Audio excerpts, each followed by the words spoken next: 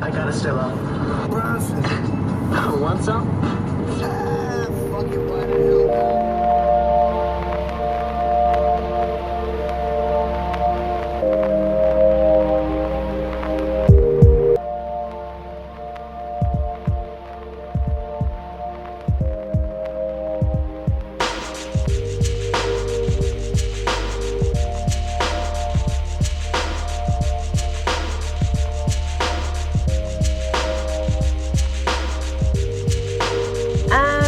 You know what? LA is very chill. I feel like people in LA are like kind of in their own box and they're just like carefree, but people are really cool and chill. And even though, like you said, it is oversaturated, like it's so many people doing it, but everyone's here. So I just feel like I just have to outrun them and keep going to get to this level.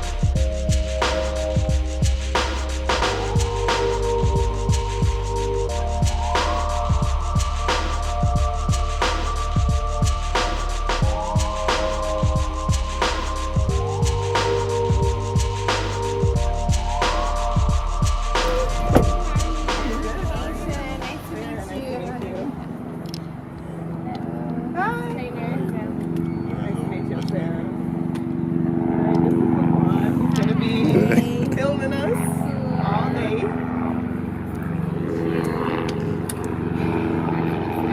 Okay, I've been working like 3 jobs. Probably why I never see ya. Probably why I never have. Sometimes a sleepless night.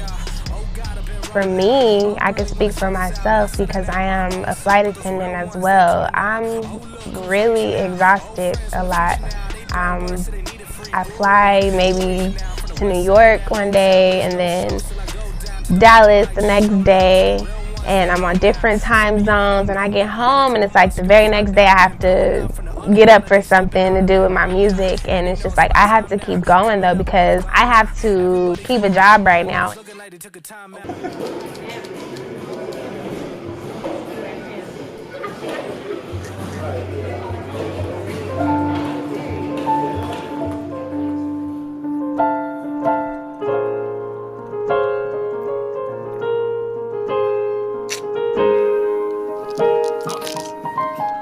on.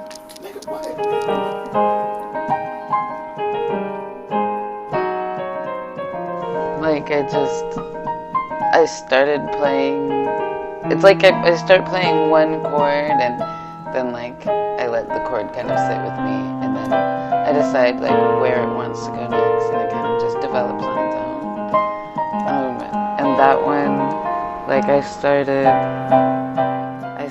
here and then I knew that like once I went there, I wanted to go there. And it's kind of just like what I feel like I kind of let it develop by itself rather than be in control of it. What would you relate it to just like in real life? Life in general, like letting your life kind of like unfold before you rather than trying to control it. Because I don't know, personally for me, like I've realized that like when you step back and you kind of let life do its thing without trying to get in the way of it, you're usually more happy that way, and things usually work out for the better when you try and like let go of the reins. So I try to do the same thing when I play. Like I let the music kind of lead me to where it wants to go rather than like what I want it to sound like. And then from there, then I can make it sound like what I want it to sound like, but I kind of let it develop by itself. Cool. How did I start music? I guess I've kind of like always really enjoyed singing.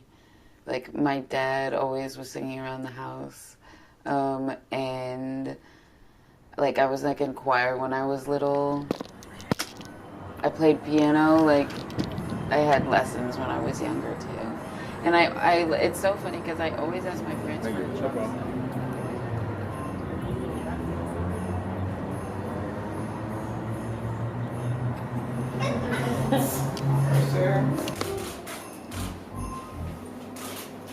So wish I would have known I was doing all this. I would have got lined up.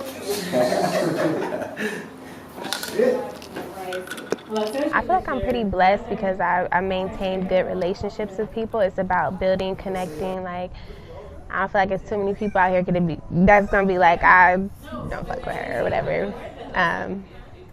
So I've maintained good relationships. I don't like to burn bridges, you know.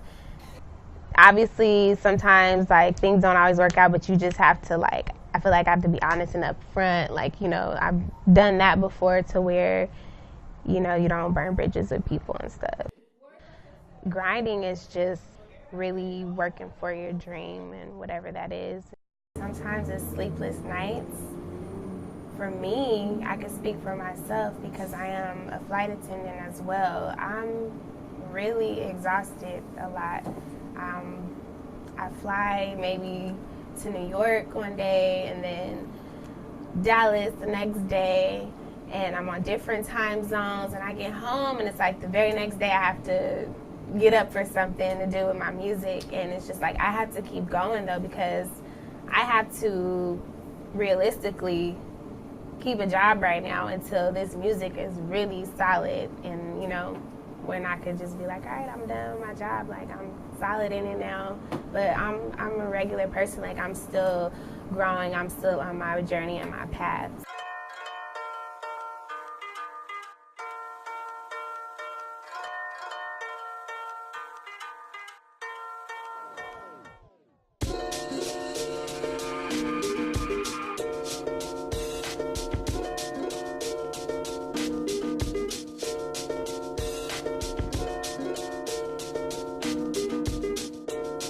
What do I want for Eats and Beats? I just want to be able to show people something from a unique perspective. I can't really say where I think it'll go in the future. I know I want it to be big. I know I want it to be bigger than I think I wanted it to be when I first started it, because I kept going with it and because it became such a big part of my life. This is a everyday in and out type thing, and just when I think about the content that I want to provide to people, I want it to be something that is obviously interesting, but something that, you know, keeps people coming back, keeps people engaged. And so figuring out how to make the quality of that content and make it something, you know, enjoyable, mesh those together, just in the long run, what that would look like, I don't really know right now, but I know I want it to be big.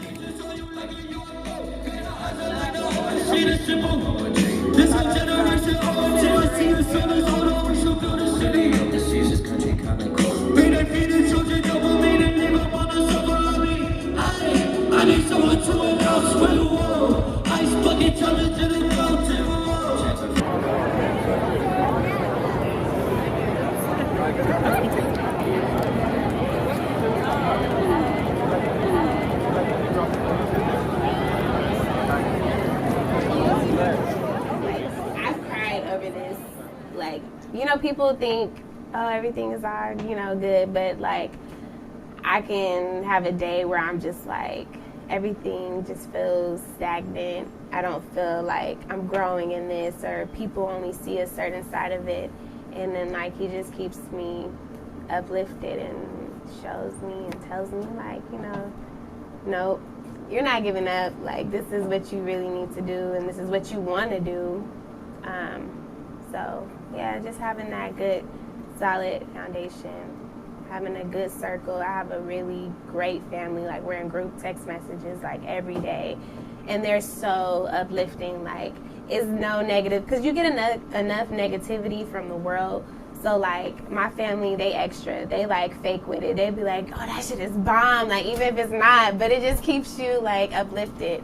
And so they're hella supportive. So I would just say, for me, having that really good foundation of solid ass people in my corner to keep me going. Niggas don't look right. I put my last dollar on it. If I give him a chance to go from below me, get out of my way. Get out of my way. You ain't got it. Well, you're not in my league. Top of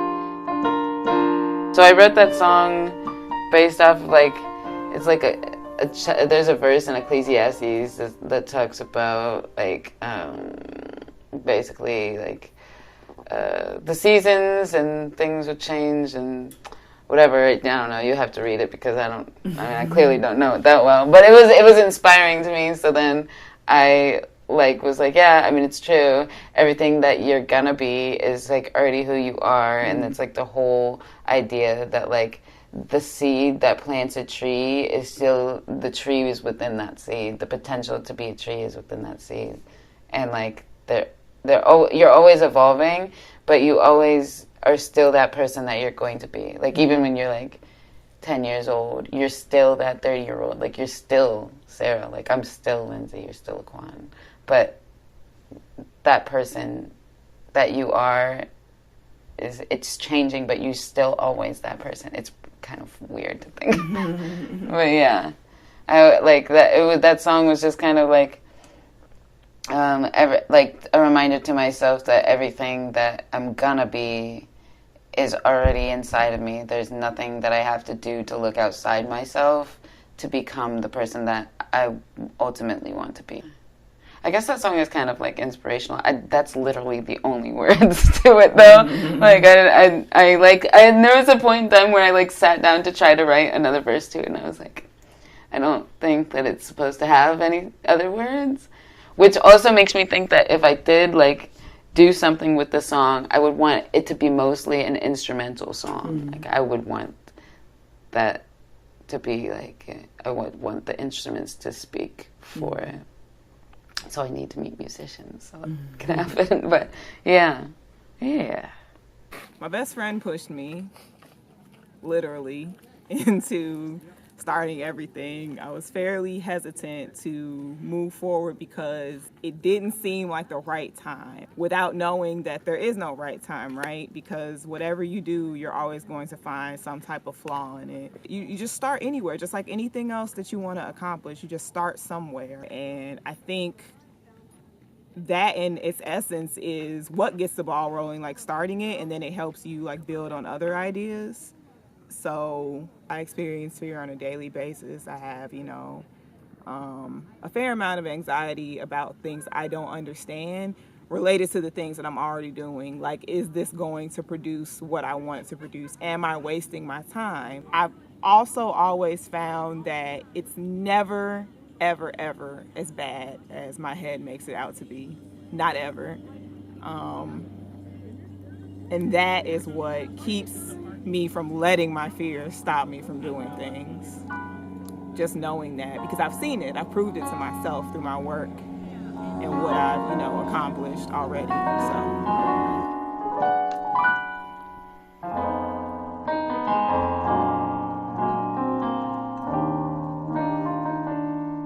Anytime I meet people and I tell them I do music, or they hear something I do, they're like, the first question is why? Like, haven't I done anything more with it? You say they're like, oh, it's so easy. Like, all you have to do is put something on SoundCloud. Yes, I know. And there's no more excuses at this point either. I don't really have any excuses as to why I haven't.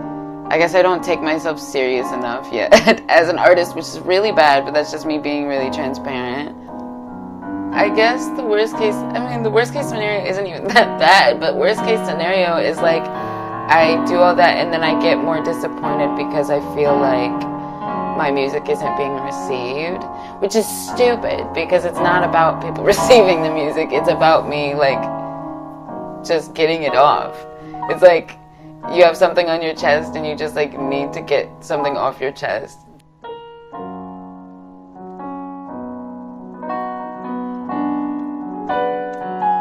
Have you ever heard Stevie Wonder's You and I? That's what I'm playing. Here we are on earth together. Oh, it's you and I,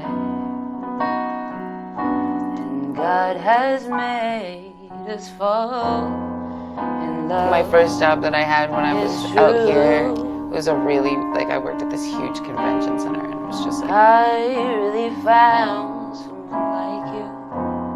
And I was like walking through one of the halls, and like we have security that guard the doors, and they're like an outside security, so usually you have to show them your badge that you work there before you walk through. But I was in like a really big rush, and I like showed him my badge, and like kept walking, and then he tried to stop me. I'm like, for what? But I was in a rush, so I like kept walking through, and I like didn't. I forgot about the whole thing. And on my way back, I came back in, and he stopped me, and he was like, "Sorry, I know you work here. That's not why I'm stopping you." He's like, "I'm stopping you because I have the gift of prophecy. You need." He was like, "Are you an artist?" And I was like, before I could even say like, "No, I'm not." He was like, "You need to release that album. You need to make your music." This is a stranger. I have never had anything like this happen to me before. I don't know, like, I don't know. I believe in angels and all that stuff, but like this was like I was at work, like middle of the day, really busy, and this stranger stops me to tell me that I need to release my music, and I'm like, what? I'm not even thinking about like music or being creative. Like I'm at my 9 to 5. Like this is like throwing me off. And he ended up being a pastor of one of the churches out here, and he has like a radio show, and he told me, he was like, as soon as you're ready and you have it done, let me know. And it always sits with me, and I probably think about that once a day, if not like every other day. I think about the fact that a stranger stopped me and told me that I need to release my music, and that this is my year, and that I need to stop being so afraid. And well, I'll get there. I'll get there. I'm trying to have patience with myself. I feel like we all have things we got to get through. Especially us three, like in this room right now. Like, yeah. I know your story. I know my story. Like, I'm hearing your story. Yeah. And it's like, I'm not like nowhere near where I want to be, but I'm definitely like in a lane, and I felt it happen. Yeah. And I feel like we all had a point where it was just like, this don't make sense. Like, why? Like, you want it so bad. Yeah. And you feel like you're doing everything, but you really not. No, right? exactly. This is probably the most ambitious thing that I've done thus far. Like, I'm so happy that you was like, let's do this shit. Yeah. Like, I could cry about it right now, because I knew you wanted to do this shit for so long. And I know what it's like to want to do some shit, and it's just like, not... Like, you feel like you may or you may not. And so when you was like, Quan, let's go, I was like, fuck it, you know. It's crazy because, like, Jesus Christ. Now I'm emotional.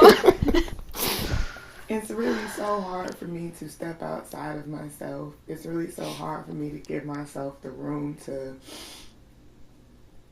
be more than just what I am, because I feel like for my whole life I've just been placed in this bubble. I'm super humble, just super restrained with everything. It's really hard for me to just like let myself shine with anything. So I just had to like figure out like just fuck all that. What is the reasoning for any type of those restraints? It's not. It's just like some voice in my head that's just telling me, you're just you. You're nobody special. Like, I say that so often. And you say it so often, it's like you start to believe it yourself, and that's really where the hindrance comes from, for you to be able to do anything, because it's like, who am I? It's a question that gets repeated in my head so often, like, who am I to do this or that? And we just went to a fucking festival yesterday, and we watched a 27-year-old man who, when he came out in his career, he first started, everybody fucking hated him. He was this crazy kid just doing anything, and now in 2018 he is one of the best musicians I've ever heard. Like, he's put on this incredible festival that's like the size of fucking Lollapalooza. Like, crazy. Had Lauryn Hill and Kanye West performing at his show, and he's just watching in the audience. And it was because he had an idea, and he allowed himself to just do that shit and not let anybody tell him no. So yeah, it's a big inspiration. It's some shit that a lot of people would need to see in order for them to, you know, people have been told no so many times that shit just starts to really kick in one day, and then you feel like you can't feel like you can't though. Mm-hmm. You have to know that you will. Yeah. Let's do this 1, 2 here and take it back.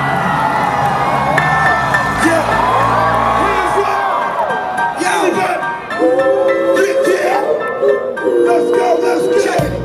If you feel real good, put your hands in the air and lift two shots to the atmosphere.